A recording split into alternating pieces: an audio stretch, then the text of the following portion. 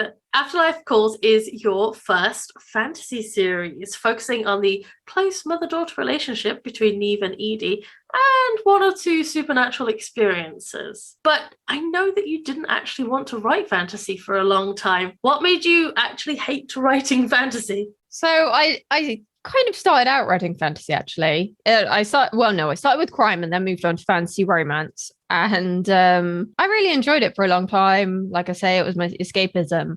And then I got to my 20s and was working on a fantasy series alongside doing my BA in creative writing. And I had quite a high concept idea for my character. I had a very good premise.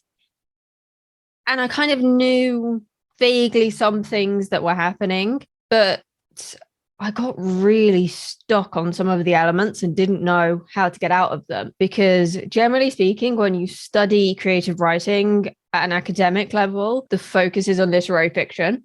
And if you say that you're writing fantasy, it's a little bit fantasy or romance. They tend to back away slowly from you, unless it's like magical realism, which is acceptable. They back away and honestly sometimes look down their nose a bit at you. I'm not gonna lie.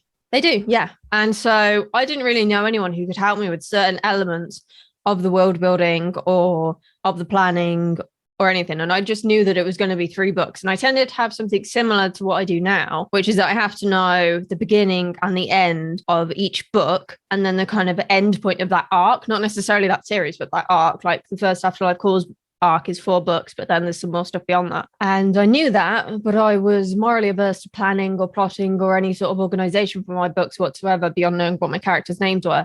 And that makes world building really fucking hard.